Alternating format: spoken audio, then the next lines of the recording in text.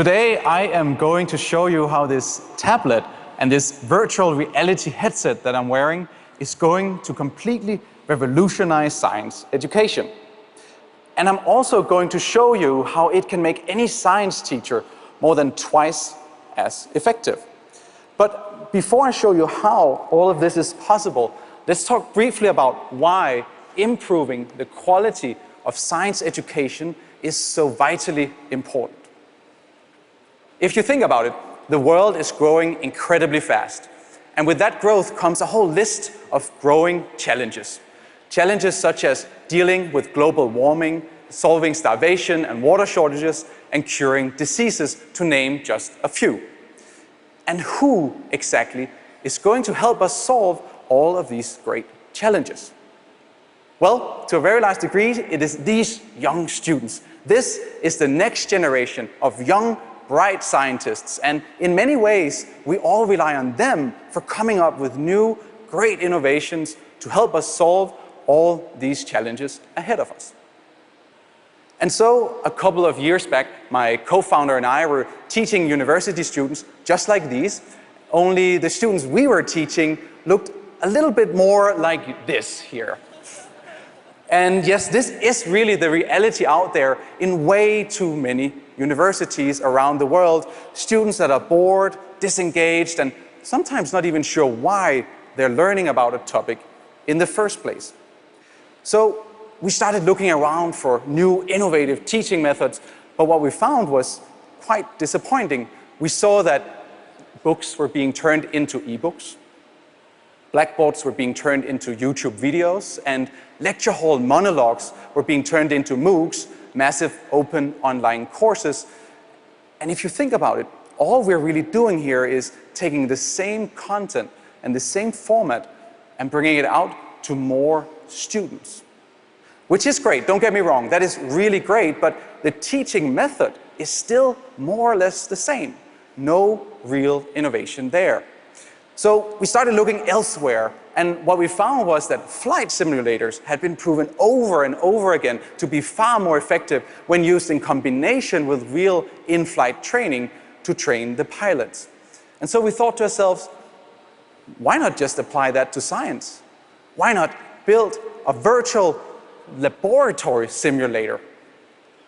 Well, we did it. We basically set out to create a fully simulated one-to-one virtual reality laboratory simulator where the students could perform experiments with mathematical equations that would simulate what would happen in a real-world lab.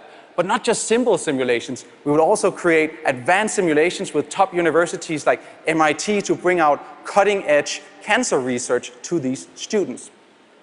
And suddenly the universities could save millions of dollars by letting the students perform virtual experiments before they go into the real laboratory. And not only that, now they could also understand, even on a molecular level inside the machine, what is happening to the machines. And then they could suddenly perform dangerous experiments in the labs as well. For instance, also here, learning about Salmonella bacteria, which is an important topic that many schools cannot teach for good safety reasons. And we, of course, quiz the students and then give the teachers a full dashboard so they fully understand where the students are at. But we didn't stop there, because we had seen just how important meaning is for the students' engagement in the class. So we brought in game designers to create fun and engaging stories. For instance, here, in this case, where the students have to solve a mysterious CSI murder case using their core science skills. And the feedback we got when we launched all of this was quite overwhelmingly positive. Here we have 300 students all passionately solving CSI murder cases while learning core science skills. And what I love the most about this is really when the students come up to you sometimes afterwards and all surprised and a little confused and say, I just spent 2 hours in this virtual lab and I didn't check Facebook? That's how engaging and immersive this really is for the students. And so to investigate whether this really worked, learning psychologists did a study with 160 students, and that was from Stanford University and Technical University in Denmark. And what they did is they split the students into 2 groups. One group would only use the virtual laboratory simulations, and then the other group would only use traditional teaching methods. And they had the same amount of time. Okay? Then, interestingly, they gave the students a test before and after the experiment so they could clearly measure the learning impact of the students. And what they found was a surprisingly high 76% increase in the learning effectiveness when using virtual laboratories over traditional teaching methods. But even more interestingly, the second part of this study investigated what the teacher's impact was on the learning. And what they found was that when you combined the virtual laboratories with teacher-led coaching and mentoring, then we saw a total 101% increase in the learning effectiveness, which effectively doubles the science teacher's impact with the same amount of time spent. So a couple of months back, we started asking ourselves, we have a wonderful team now of learning psychologists and teachers and scientists and game developers, and we started asking ourselves, how can we keep ourselves to our promise of constantly reimagining education? And today I am really excited to be presenting what we came up with and have been working incredibly hard to create. And I will explain briefly what this is. Basically, I take my, my mobile phone, most students already have these, smartphone, and I plug it into this virtual reality headset, a low-cost headset. And now what I can effectively do is I can literally step into this virtual world, and we'll have some of you in the audience also getting to try this, because it is really something that you have to try to fully feel how immersive it really is. It literally feels like I just stepped inside this virtual lab. Do you see me up on the screen?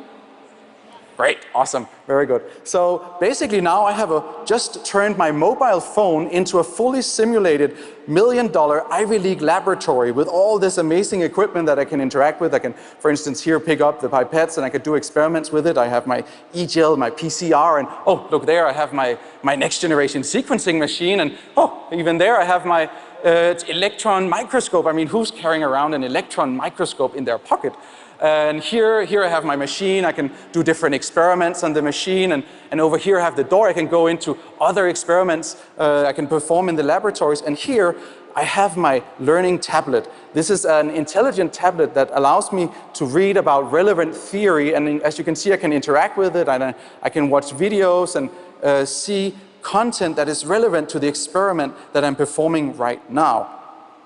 And then over here I have Marie. She's my teacher, my lab assistant, and what she does is she guides me through this whole laboratory, and very soon the teachers will be able to literally teleport themselves into this virtual world that I'm in right now and help me guide me through this whole experiment.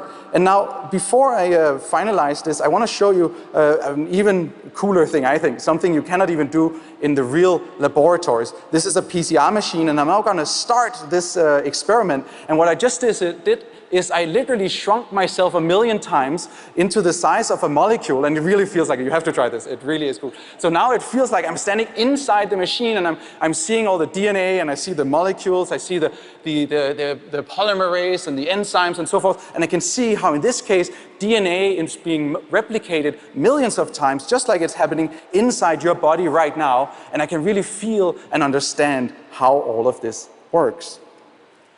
Now, I hope that gives you a little bit of a sense of the possibilities in these new teaching methods. And I want to also emphasize that everything you just saw also works on iPads and laptops without the headsets. And I say that for a very important reason. In order for us to really empower and inspire the next generation of scientists, we really need teachers to drive the adoption of new technologies in the classroom. And so in many ways, I believe that the next big quantum leap in science education lies no longer with the technology, but rather with the teacher's decision to push forward and adopt these technologies inside the classrooms. And so it is our hope that more universities and schools and teachers will collaborate with technology companies to realize this full potential. And so Lastly, I'd like to leave you with a little story that really inspires me, and that is the story of Jack Andraga. Some of you might already know him. Jack, he invented a new, groundbreaking, low-cost test for pancreatic cancer at the age of 15. And when Jack shares his story of how he did this huge breakthrough, he also explains that one thing almost prevented him from making this breakthrough. And that was that he did not have access to real laboratories because he was too inexperienced to be allowed in. Now, imagine if we could bring Ivy League million-dollar virtual laboratories out to all these students, just like Jack, all over the world, and give them the latest, the greatest, most fancy machines you can imagine that would quite literally make any scientist in here jump up and down out of pure excitement. And then imagine how that would empower and inspire a whole new generation of young and bright scientists ready to innovate and change the world. Thank you very much.